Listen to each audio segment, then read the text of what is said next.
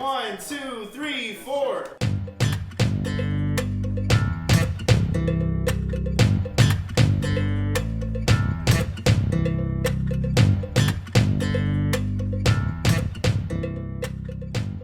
Welcome to episode 7 of the Purpose Pro podcast. Our mission is to connect you to your unique design and purpose. If you love learning simple and effective ways to lead yourself and others well, this podcast is for you. In this episode, we've got a powerful story of bringing your unique purpose to life with our special guest, Ericka Redic. Ericka! Ericka in the house. Now, folks, Ericka... it's hard for me to describe all that you do, but entrepreneur, got your own business. Yep. You're aspiring politician. You're host of your own show, Generally Irritable, which I love. Yeah. Oh, that's a show. Oh yeah, no, that's not just her husband calling her names. It's also my general affect, which is hence why the show was called Generally Irritable. Yeah. So people would really know and understand what they were going to get. You're like, I warned you. Yeah. Exactly. Yeah. You're a personality. I've even seen you do improv at an improv club before. That's like person of many talents right here before us. Yes. Do it all. Okay, so here's the passion question. We'll kick off with this. If you had unlimited time, unlimited money, and unlimited resources, what would you do?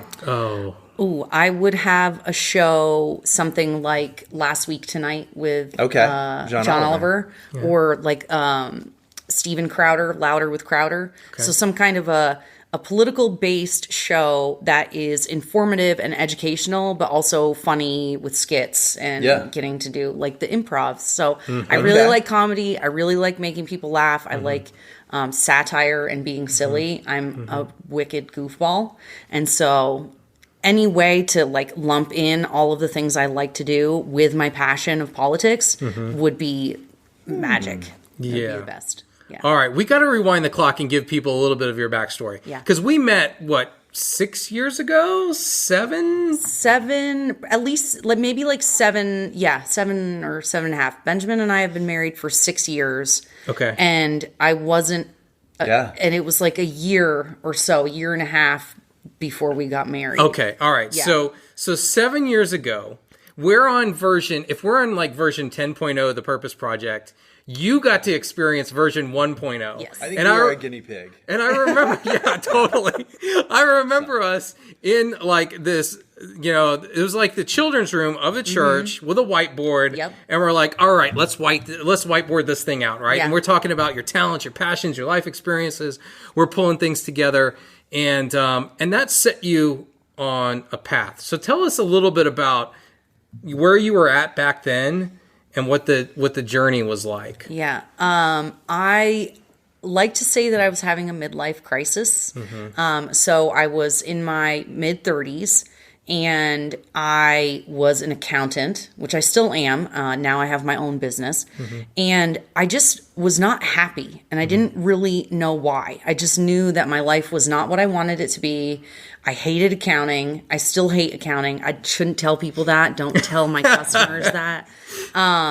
But it's not me. And anybody that meets me says, I literally was talking to a guy in the chiropractor's office this morning, and the first thing he said to me was, you don't seem like an accountant. He said, what do you do? I said, accounting. And I'd talked to this guy for literally 30 seconds, and he could already tell that wasn't where I belonged. But I chose that career because it was safe and it was secure, and I knew I would always make good money. And it was a hard skill that paid the bills. Exactly. Yeah. And I knew when I was younger that I wanted to be involved in politics. And so this was a career that I could have that would add some credibility and do some of that. So I was like, okay, whatever, I guess. Either move to New York City and become a professional dancer or go to business school. Those were basically, in my mind, what my two options were. So I took the safe route. But, that leads to regret, I guess, maybe is the best word to choose. But it just was like I felt stuck. I knew something wasn't right. I didn't feel like I had purpose. Like, I hate to be like cliche and say purpose. Right. I was looking for a purpose. Kind of our shtick. But that was the whole thing. Is like, I wanted my life to matter. I wanted what I did to have meaning, and I wanted to get to do things that I liked and was passionate about. Yeah. And so, so we went through the Purpose Project, Right. and it was the first time anybody had really said to me, you know, it doesn't matter what mistakes you've made in your life. It doesn't matter the dumb things that you've done or how you've screwed up or anything. Like, you can do whatever you want, and you can make even those screw ups be meaningful in that thing you wanted to do. And oh my God, I'm going to get emotional already. I'm probably going to cry. I'm a total crier. Okay. Like, don't judge me, but I'll probably cry. But there was something, like, I never knew that. I didn't really think that was true. I didn't believe it. And when you shared that with me, and when I got to a glimpse of that, I just said, all right, well, then I'm not going to keep doing this. I'm not going to spend the rest of my life doing the same things and being unhappy and not having purpose. I'm going to move through my fear, and I'm going to do what's required to get to the next step or the next level, or, you know, whatever. And so then it was, okay, what does that look like? How do I need to get there? What skills do I need to develop? If I want to be in politics, I probably need to be smart about it. And if I want to be on TV, then I probably should learn how to be on TV. And so, you know, moved to LA, took hosting classes at Become a Host with Marquis Costello. I had been doing improv for some time, but I kept doing improv. I took a sketch writing class at Groundlings, and I just got really involved and took every opportunity to explore what my fears were and what my, like, I really, if you want to be on TV or you want to be in politics, you cannot have any shame. You cannot. And so that was one of the biggest things, not only learning the skills of like hosting and things like that, but really having to come to terms with everything that I had done that I was ashamed of or felt guilty about, because that's always going to come up. Yeah. And people, if you're famous or you're on TV or you're in politics, they are going to dig that stuff up and they're going to use it against you. And so I had to go, okay, what is it that I've been unwilling to face? What fears have I let stand in my way? And I just had to be willing to face them all of the pain, all of the heartache, all of the crying and the tears and the gnashing of teeth and, you know, ripping of clothes. And how does that go? Well, that's pretty much it. Yeah, ripping It's your another robes day or in whatever. LA. Yes. Well, so these are the early rumblings that eventually led you to a path of running for Senate in Vermont, which we're going to get to in a minute. But that is so crazy. It's not crazy because I could totally see you there, but to actually say, no, I'm doing this. We're gonna get to that story. But if we, I think we pause for just a second because as you're talking, I hear all of the episodes building up to this. Right. I hear your life experiences being redeemed for a purpose. I see them like building to who you are today. I see your personality type. You could have just sat there safe for the next 35 years and still be like typing away on your computer, really, really sad and unfulfilled.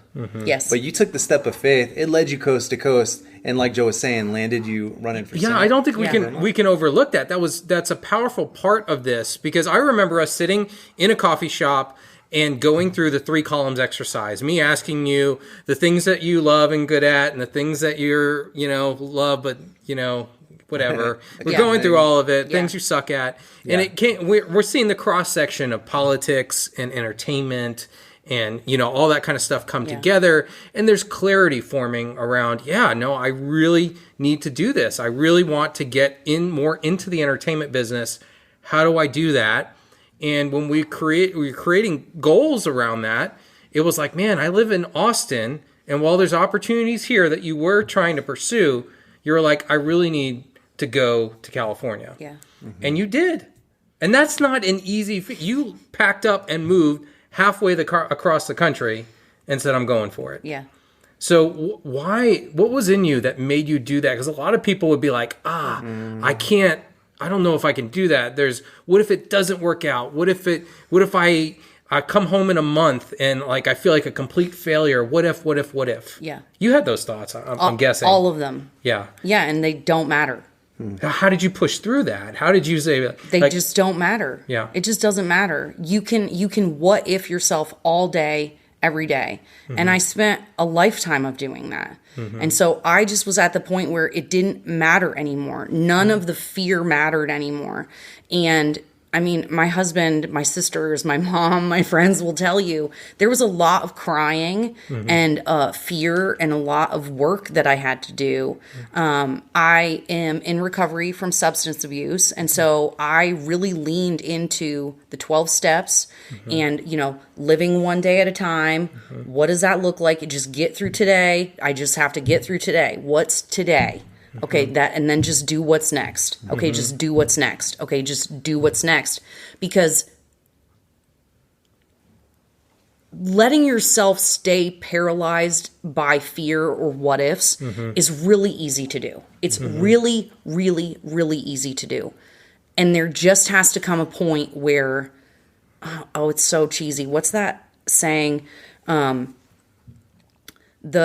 fear of change was worse, was less bad than the fear of staying the same. There's some expression that goes that way, but it was just like, I cannot live my life, the rest of my life this way. I will not live the rest of my life this way. Yeah. God has better for me. God wants more for me. I have been put here for a purpose. And if I believe that, and if I, how much God talk can I do in this podcast? We are not censoring anything. Okay, I just like, I have been put here for a reason, and if I really believe that, if I believe that that's true, and I believe that there is a God and that God loves me and wants what's best for me, and I'm gonna spit in God's face and be like, you know what? No, I don't care what skills and things you've given me for your purposes. I'm gonna sit over here and feel sorry for myself. Like, that's just kind of rude.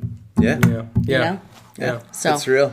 I think you said it. Like, the question was, what if? Well, what if you don't? What if you never would have taken that leap of faith? So, and all right. also, so Yeah. what if, and guess what? I have tried things and I failed and I survived. Yeah. I've done really dumb stuff. I've almost died, and I survived. So what if, I moved to LA and everybody hates me and I go home? Like, so what? I've had way worse crap happen to me than Come that. back to Austin. So anyway, That's Yeah. good. Yeah. Yeah, I'm sure there were moments all along that journey where it got tough. But now we're 7 years down the road, and I think you're really living in your purpose. So looking back over the last 7 years, what were some like big wins or milestones? Moving out of LA? yes, because yeah. LA sucks. Yeah. Oh God. Okay. So one really big thing I think I would say is because things did kind of suck, you know. One of the things that I struggled with during this same time frame was health issues that nobody could explain to me. So I'd gone from being 120 pounds my whole life to being 190, not being able to move, not being able to be active after being an athlete my whole life. And I went to every single doctor and specialist. I did every treatment. I did everything that there was to do. And I just put all of my trust in things outside of myself and outside of God. And as a result, I just chased it forever and never got well. And then I finally took a moment where everything had to crash and burn. It's weird to say that a win is a crash and burn. Hey, But failing forward. but it's that willingness to just give up and just let it all go and go, you know what? I don't know what I'm doing. I don't know what's happening. I don't know what this is for. I don't know why. And I don't need to know. Yeah. I just need to know that things are not working. And I just started really learning what it meant to put my faith in God. What does it look like to actually trust God? Because I was sick and I'd done everything. I did everything I was told to do, and I still was so sick. And so I just stopped doing everything health-wise for a while. Prayed and prayed and prayed and prayed, and ended up getting hooked up with a new doctor. Moved out of LA, moved back to Vermont, and got a good proper hippie doctor. That's what I call him, Dr. Green. He's awesome. I love him. He's in Burlington. Anybody in Burlington who needs a doctor, he's awesome. That's like all our fans. No, seriously. Yeah. But I went to see him, and I just was like, this is what my life has been. And he went, I'm going to do some tests. And then I came back, and he was like, you're allergic to meat. And I said, you're stupid. Yeah. That's not a thing. And he was like, you're allergic to meat. And I said, no, I'm not. That's not a thing. You're just a dirty hippie, and you're trying to like make me do something. And he said, no. And sure enough, I was allergic to meat. And so I quit, and now I'm mostly better. You know, it's rebuilding health after a period of time. Yeah. But it was that, like, really just learning to trust God, because, and the reason why that is so important and why that's such a big win is because when I did run for Senate, people are ugly, you know, and I am one of the most accepting people that I know. And when you put yourself forward to be judged, you know, I've been called a racist, sexist, okay, anti-woman, homophobic, transphobic, bigot, this, that, whatever. And it was like, what? And so if you don't have a good grounding in who you are and where your value comes from, the world will just take you down and tear you apart. And so that's why I say, like, that was a crash and burn, but it was really a win because I had to learn where my value comes from. That it didn't matter that I'd gained 70 pounds, that it didn't matter that I couldn't exercise anymore. It didn't matter that none of that stuff mattered. What mattered was who I am as a child of God and what that means. And if I'm going to live my purpose, I'm going to cry again. If I'm going to live my purpose in this sphere of life that is so ugly where people just want to tear you down, if I don't know who I am, I can't live that purpose that God has set for me. And I remember on my knees crying about somebody hurting my feelings and just really crying out to God, being like, I'm so sensitive. I'm like the most sensitive person that I know. Why would you give me this burden? Why would you give me, the most sensitive person on earth, the burden of having to be out in front of people where they're just going to be mean to me and it's going to hurt my feelings and whatever? And he said, all the more reason to be you. Because I need somebody who understands what my other children have been through. I need somebody who is willing to be out there, who will tell the truth, who's been down in the dirt and in the mud and has come back from that. I want somebody who understands the pain and the trouble of my other children so that you can speak the truth. And I just was like, you're stupid and I hate you. Why? But it was like, it was that really, like, when you find your purpose and you start on that path, there was this idea in my head that it would be easy and that it, like, God would just like it would just be like, follow the yellow brick road, you know, and everything would be fine. Skip. Right. Yeah. Right. And it's not. Yeah. It's really not. It's Right. almost like once you find your purpose and you start traveling down that road, there's like roadblocks get put in the way to test your resolve. Yeah. To see if you're really willing to do it. Right. There's so much you're saying here that I think just meshes with the Purpose Project in general. She's really describing, we have two phases of the Purpose Project. The first phase of it, that a lot of what we're covering here in season 1 as we conclude it, was how to hone in on your unique design. You found a guide in us. We worked through that with you. You honed in on something and then moved into phase 2, which we really haven't touched on yet through this podcast, but it's bringing that to life by setting goals, taking actions, building support teams around you, taking risk, all of that stuff. And you're right, it isn't easy, but you did it. You did it. And so I want people to know, like, what are you doing right now? Like, because your story's powerful. And I wish we had more time to go into it. Yeah. We'll have to bring you back for another episode. But for this, what would you tell them about Generally Irritable and what that's about and where they can, like, follow you, join you? So I'm on all the socials, Facebook, YouTube. I hate Instagram because you have to reformat everything and it's just a pain in the butt. So I'm on Facebook, YouTube, and then I just started all the other new programs like Gab, Rumble, Parler, but I haven't started posting all my stuff on there yet. So mainly YouTube, Facebook, at Generally Irritable. Yep, Generally Irritable. What's this about? So I am, it's a political podcast. So I invite guests on. So I'm doing I'm doing a few different things. Okay. So the main program right now on Generally Irritable is a 1-hour long-form interview program with folks in the community who are doing things that I think are important or matter and relate to current legislation. So right now my focus is on Vermont, but it won't always be. Like as an example, this Monday, so one of the bills up for proposal in the Vermont legislature this year is legalizing prostitution. And so I have a gal coming on my show on Monday who is a activist, or I don't know what the right word is, but she's got an organization that fights human trafficking and sex trafficking.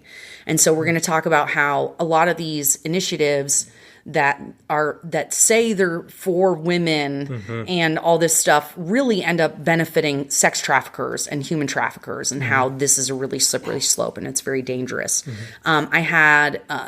marijuana stuff going on in Vermont too. So I had a anti-commercialization and a libertarian, we should legalize everything conversation. And so it's really about educating the community about what your elected officials are doing, and is the rhetoric that they're using true and honest, and what's the other side of it? So that's really what the goal is.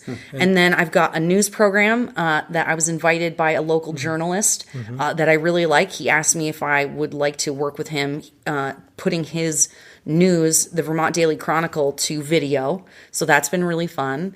And now I just have random people sending me research on stuff to like, hey, you should do a show on this, and you should do an episode on this.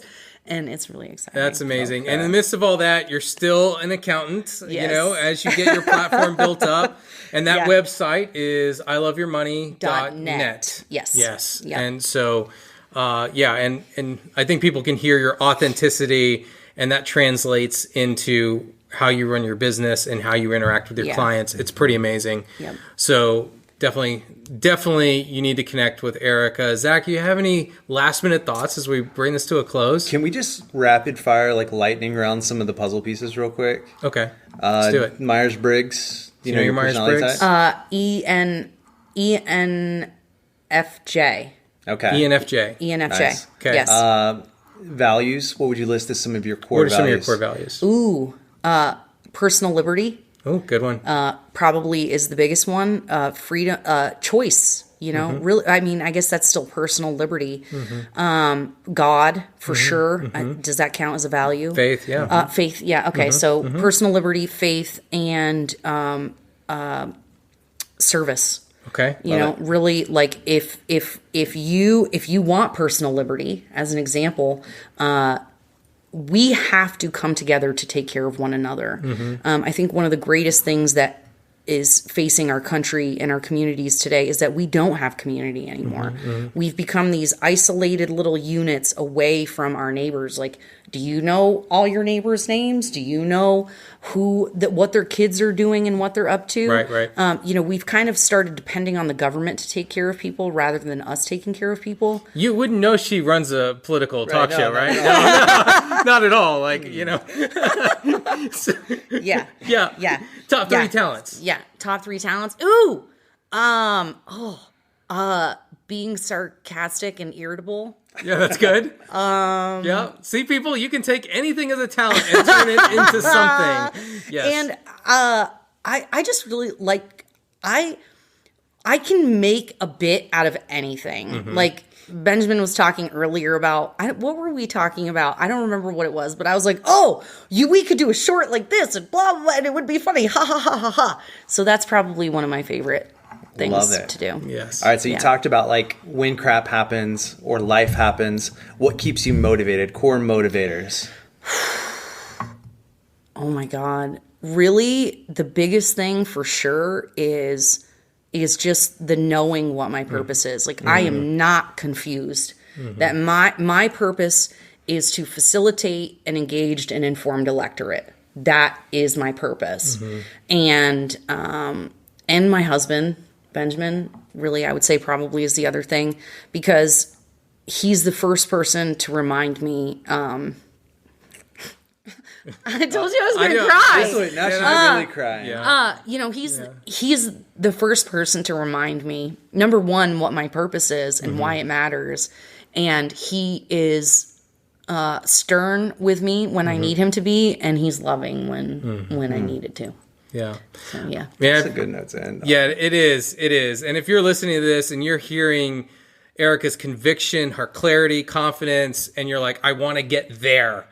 Like, there is a pathway to that. Absolutely. It is possible. Marry Ben. Right? Yeah. Marry her husband, Ben. Marry Ben. Yeah. Your second In option. lieu of Yeah. Then we would encourage Purpose you Project. to go to purposepro.org. Yes. Check out the workshop. Absolutely. Start with the online course if you want. This stuff is not expensive, and we're here to help you. So that wraps up. What a powerful wrap up to our inaugural season. Episode 1, or episode 7 of our inaugural season. Season 1. I can't say these words. Like, I'm not. Okay. So let's try this again.